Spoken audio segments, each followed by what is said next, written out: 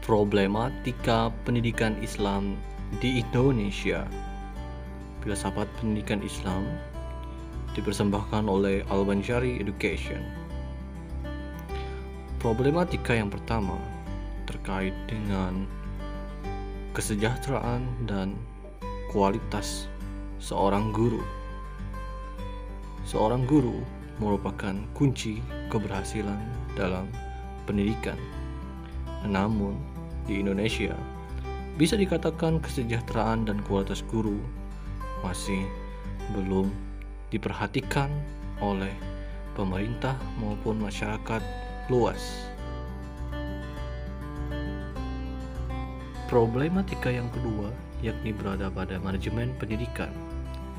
Di Indonesia, pendidikan Islam masih bersifat sentralistik, belum adanya otonomi dalam pengajaran, sehingga guru tidak bebas melakukan apa yang ingin dilakukan dalam pelajaran.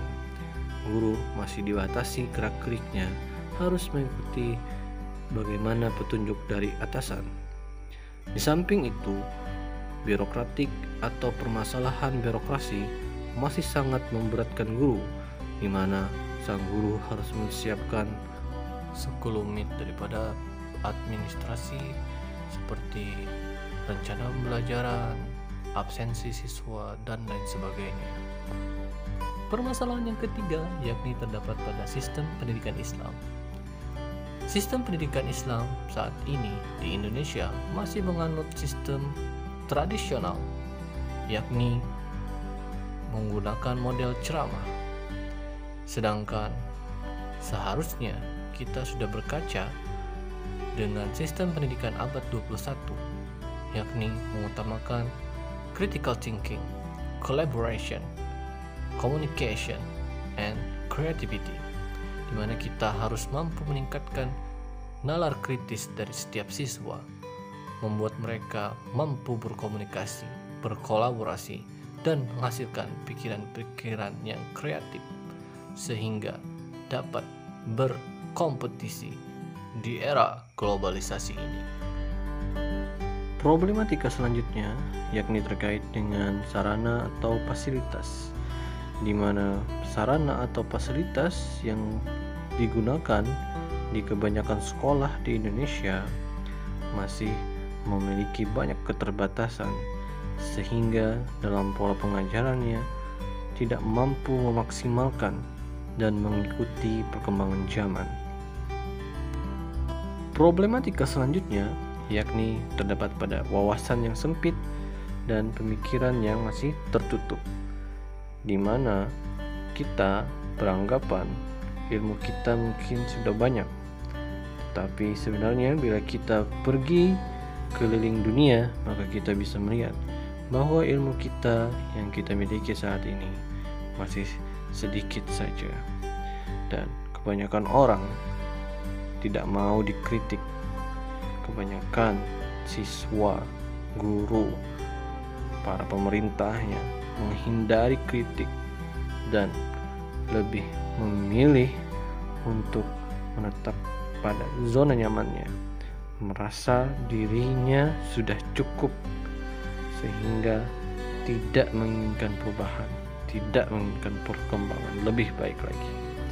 Itu yang menyebabkan sistem pendidikan di Indonesia, khususnya pendidikan Islam, masih belum bisa melebihi atau menuju ke tahap yang lebih baik lagi. Problem selanjutnya yakni globalisasi. Pada era globalisasi, banyak hal positif yang dapat kita rasakan, namun tidak luput pula hal-hal negatif itu mengiringinya, sehingga seperti yang kita lihat, juga banyak dampak negatif yang diakibatkan oleh globalisasi, seperti halnya banyak sekali siswa yang kurang hormat terhadap gurunya.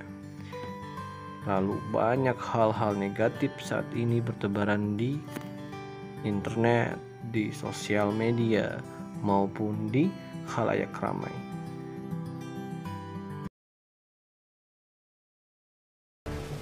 Selanjutnya, kita patut mewaspadai sebuah paham baru yang ingin eksis di Indonesia, yakni liberalisme atau liberalisme. Paham liberal ini ingin menentang konsep Islam konvensional atau tradisional.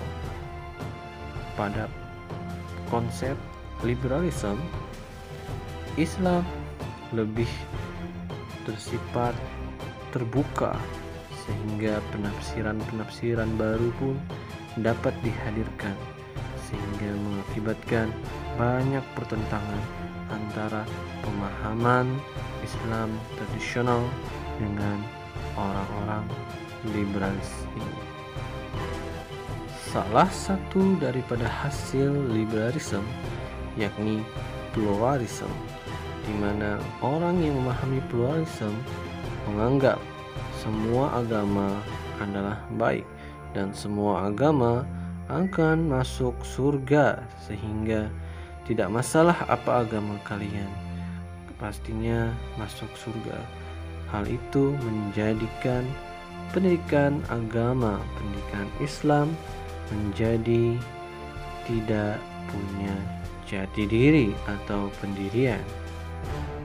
Selain kedua paham liberalisme maupun pluralisme, di Indonesia ada juga permasalahan paham radikal atau radikalisme.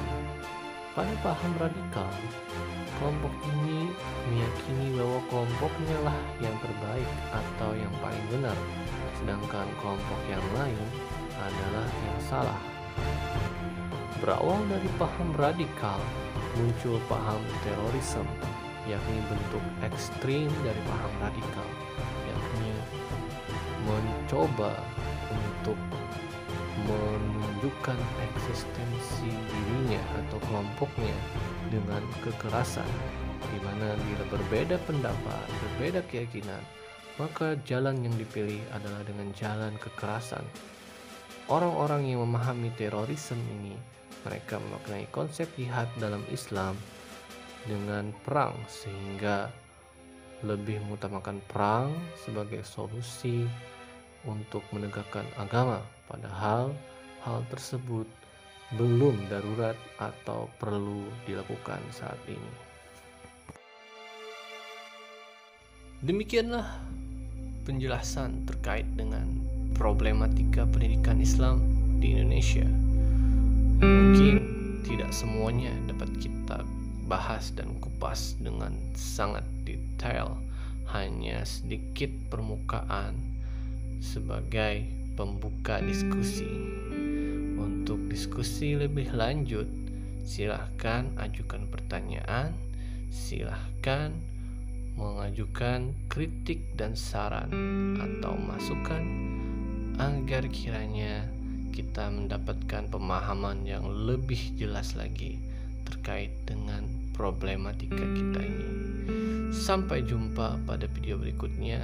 Terima kasih sudah menyaksikan hingga akhir video ini. Assalamualaikum warahmatullahi wabarakatuh.